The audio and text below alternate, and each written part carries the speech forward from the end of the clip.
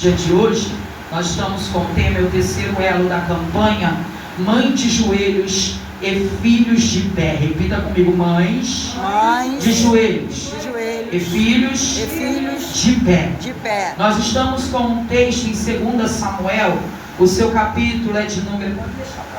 Seu capítulo é de número 21. Nós vamos estar relatando um acontecimento que aconteceu quando Davi, ele já está reinando. A Bíblia vai dizer que Davi, ele está reinando, e ele vai observar que durante 3 anos há uma fome em Israel. Há uma fome por causa de quê? Porque Saul havia quebrado um pacto diante de Deus. E que pacto é esse? É um pacto nacional. Uma vez que um pacto é feito com juramento diante do Senhor e nós quebramos, há uma consequência. A Bíblia diz que Davi, ele começa a observar que o problema não é climático, o problema é espiritual. Porque se fosse climático, era só esperar a chuva cair para que a semente pudesse germinar. Mas o problema é que Deus está contra a cidade, por causa do derramamento de sangue, por causa de quebra de aliança, por causa da quebra de pacto. A Bíblia diz que quando Davi, ele observa, ele vai chegar até os gibeonitas. E quem é os gibeonitas? Está relatado no livro de Josué, capítulo de número 9. Vai dizer que Josué e os anciões da cidade, sem consultar ao Senhor, fizeram uma aliança. Por quê? Porque esse mesmo povo se disfarçou com medo de serem mortos, com medo de se perderem. Eles agora se disfarçam, estão dentro da terra que mana leite e mel. E estando dentro da terra que mana leite e mel, a Bíblia vai dizer que eles vão fazer agora uma aliança. E essa aliança não é em qualquer lugar, essa aliança é no Monte Gibeá, diante da presença de Deus. E quando essa aliança é feita, agora os gibeonitas, mesmo não sendo israelita, eles agora têm pacto, eles agora têm aliança, e essa aliança não pode ser quebrada. A Bíblia vai dizer, somente a nossa introdução, a Bíblia vai relatar que agora passa um tempo, Saul agora está reinando, e quando Saul está reinando, Saul agora vai tentar exterminar todos os gibeonitas. Mas a Bíblia diz que passado um tempo, dentro do texto do qual nós lemos, Saul e Jonatas já está morto, e estando morto, Deus não deixou de cobrar a causa. Vou liberar isso aqui, hein? Mesmo eles estando mortos, Deus não deixou de cobrar. Mesmo eles estando mortos, Deus não deixou de requerer. Eu vou liberar porque aí atrás já pegou, hein? É Deus dizendo: a minha aliança não pode ser quebrada, o meu pacto não pode ser desfeito. A Bíblia diz que nesse instante, Davi, ele vai dizer para os gibeonitas o que deve ser feito. Observe que os gibeonitas não é como Saul. Eles estão dizendo: nós não queremos vingança, nós não queremos matar ninguém. Mas infelizmente, como está em Números, capítulo de número 35, verso de número 33, o castigo da terra só poderia ser tirado pelaquele que derramou sangue. Quem? O assassino chamado Saul e toda a sua família. Ele vai dizer: preciso de 7 descendentes de Saul. E aqui que nós começamos a pregar, porque eu disse aqui que são 7 descendentes, número da perfeição. Deus estava dizendo: ei, eu preciso que aperfeiçoe novamente, meu Deus do céu, a minha presença no meio do povo. Ei, eu preciso que refaça a aliança que foi quebrada. E como que isso acontece, diaconisa Litinalva? A Bíblia diz que Davi, ele está observando e ele precisa obedecer. E nessa obediência, isso aqui não é ritual, isso aqui é pacto, isso aqui é um Deus justo, juiz, que não aceita quando o homem faz aquilo que ele não aprova. Então agora Davi, ele tem que pegar os descendentes de Saul, e dentro dos descendentes de Saul, missionário Marilene, tem um que também está embaixo de pacto. E quem é esse? Aleijado de ambos pés. 10, Mefibosete, a Bíblia diz que Davi, ele vai olhar e quem que ele vai escolher? Os 5 filhos de Merabe. Quem é Merabe? Merabe é a filha de Saul. E também vai pegar os 2 filhos de Rispa. Quem é Rispa? Concubina de Saul. E aqui nós começamos a aplicar algo dentro dessa campanha. Ei, Rispa, ela não orou, Rispa, ela não falou com Deus, mas por causa do seu posicionamento, Deus respondeu a terra. Vou liberar. Ei, existe momento que nós como mães, nós como pais, não vamos orar em voz alta, nós vamos orar com presença, nós vamos orar com vigília, nós vamos orar com resistência. Glória! Eu amo isso aqui, porque eles estão sendo pegos para ser executados. Eu não vejo Rispa questionar Davi, eu não vejo Rispa acusar Saul, eu não vejo Rispa amaldiçoar a Deus. Mas missionária é mãe de joelho e filho de peito, vai falar de mortos? Vou falar de mortos, porque a Bíblia me ensinou através da história dessa mulher, que ela decide, mesmo não esperando milagre, não esperando ressurreição, a Bíblia diz que os filhos dela é pego, é levado, é executado diante de Deus. Para quê? Para reconhecer a autoridade divina, para reconhecer que ainda quem manda é Deus. É por isso que ela não questiona. Eu aprendi algo estudando sobre essa mulher.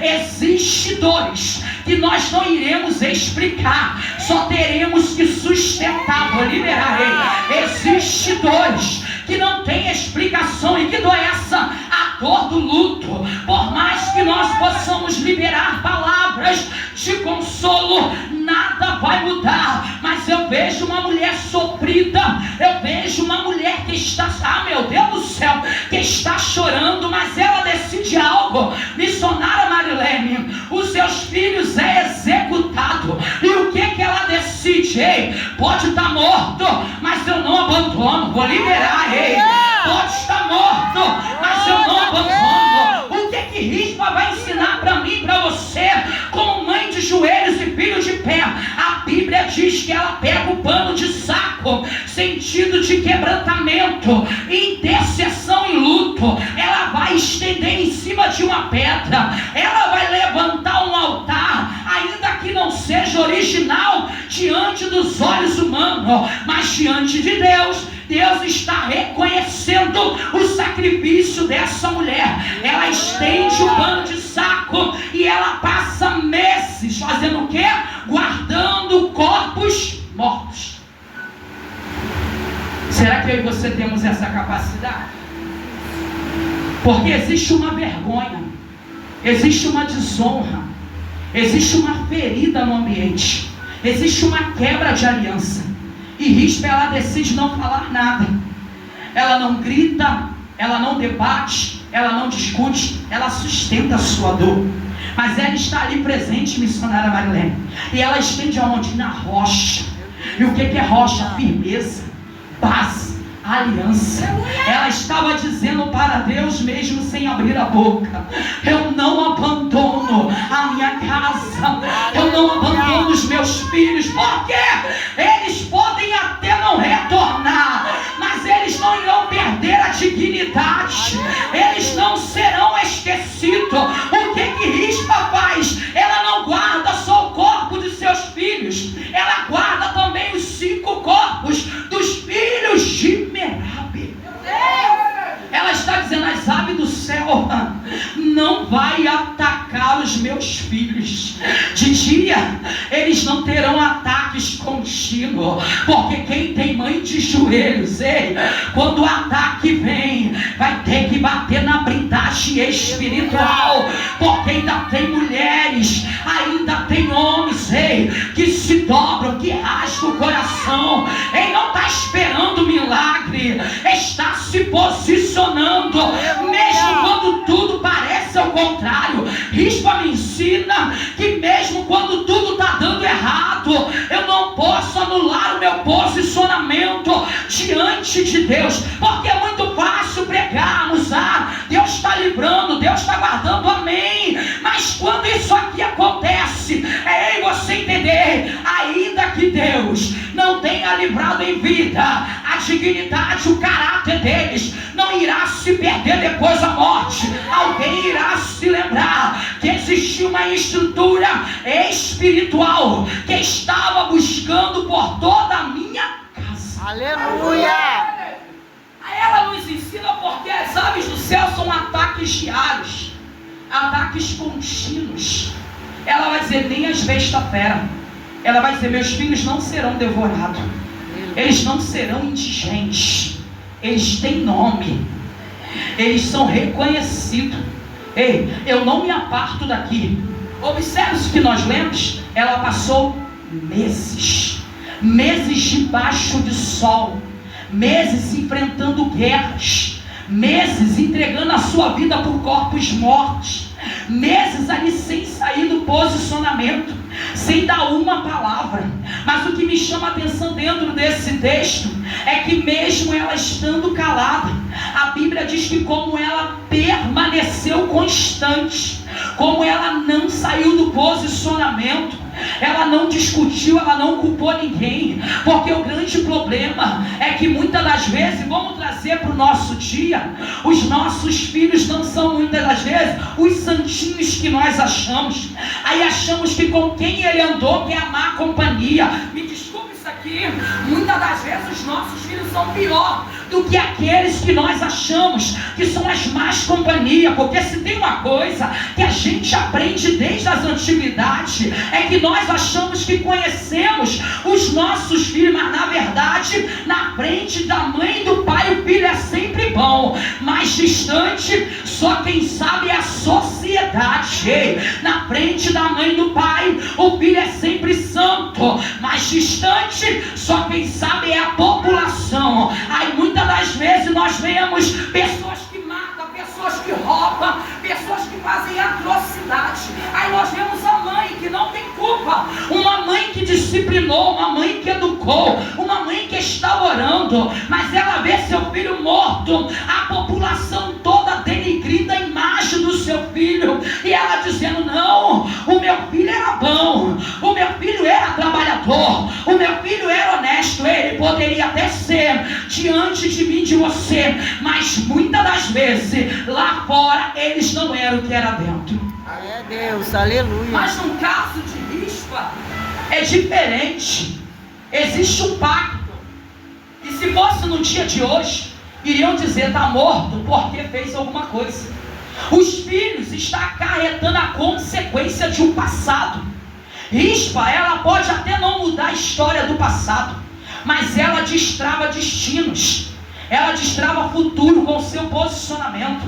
Quando ela se posiciona, agora vai chegar diante de Davi. Observe que nós lemos aqui, que até então, os ossos de Saul e os ossos de Jonatas não foi pegado.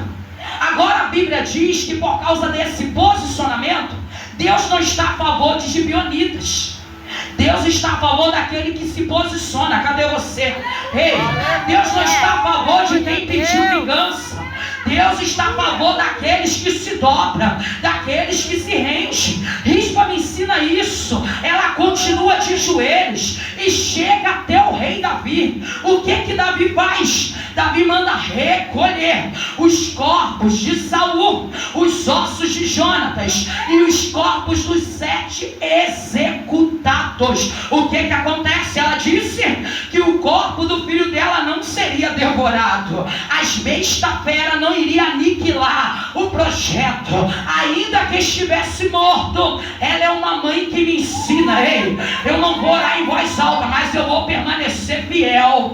Eu não vou orar em voz alta, mas eu vou continuar na vigilância. Eu não vou orar em voz alta, mas eu sou resistente, porque sou alguém que resiste para ficar diante de corpo, pastor, diante de corpos durante meses, debaixo de sol escaldante, alguém olhando e dizendo, é doida, podendo sair dali, não tem mais nada, só tem um corpo. Mas quem é mãe, quem é pai, ei, não aceita que seu filho seja tido como indigente. Quantos pais e quantas mães não têm enterro derrubar os seus filhos, não sabe nem aonde foi parar o corpo de seus filhos. O sofrimento é ainda maior, mas Rispa estava dizendo: ei, eu não vou sair daqui, porque eles até morreram, mas eles irão receber reconhecimento de dupla honra. Ei, quando Davi descobre, Davi recolhe e leva para o sepultamento digno.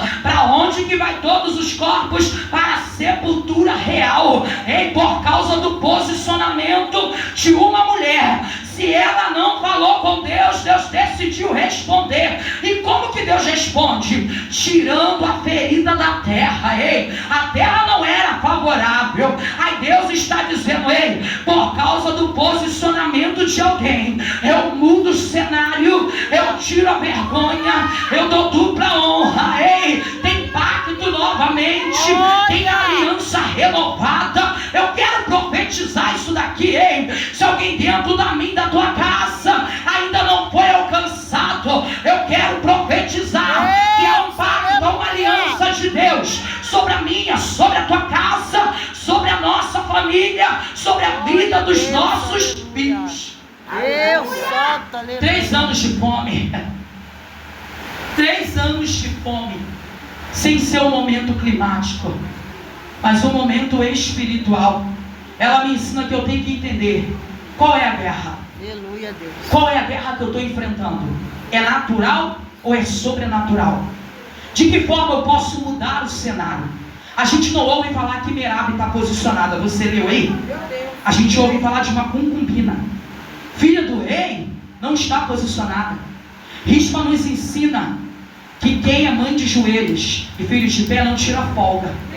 Porque o momento que eu tiro folga, o diabo ataca a minha e a tua casa, ataca o meu e os teus filhos. Rispa nos ensina: ei, não tem momento para folga, não tem momento para passeio, não tem momento para se desligar, tem momento para se posicionar. Ei, Rispa não está abaixo de promessa, não está embaixo de espera de milagre. Ela só quer recuperar a dignidade. Ela está entendendo: ei, os meus filhos ainda têm nome. Eu não sei como você entrou aqui nessa manhã, mas Deus está dizendo: ei, os nossos filhos ainda têm nome. Eu não sei qual é o nome do teu filho, mas nessa hora, fala aí na tua mente, vai, toma ele em tuas mãos, ei, começa a dar nome aí para o teu filho. Nessa hora eu digo: Senhor, toma o Jean, toma o Kevin, toma o Ender em tuas santas mãos, porque eu conheço o nome dos meus filhos. Ei, ainda que esteja tudo dando errado, eu e você não podemos sair do posicionamento. Aleluia. Rispa nos ensina que estar de joelho diante de corpos é simbolizar mães que estão de joelhos com filhos desviados, com filhos essa hora ameaçados de morte, como diz na bola da vez, como diz na lista da morte. Mas essas mães guerreiras, esses pais guerreiros, que não deixam de orar, não deixam de interceder, irão receber resposta, porque nós ainda cremos em um Deus, que mesmo quando eu e você não temos força para clamar em voz alta, o céu reage mediante o nosso posicionamento, o céu reage mediante a minha e a tua atitude. Como ela não questiona, como ela se mantém firme, ela tem agora uma recompensa de que alguém vai se lembrar. Concubina sim, mas infelizmente a única mãe que se posicionou não tinha nome, uma princesa, mas era mãe.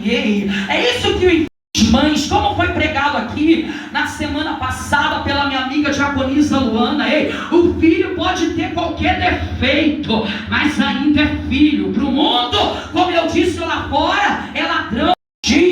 Pessoas que estão dizendo: ei, os ataques diários não irá atacar a minha casa, porque a minha e a tua casa está blindada pela presença do Espírito Santo de Deus. Vergonha, ela agora vai estar levando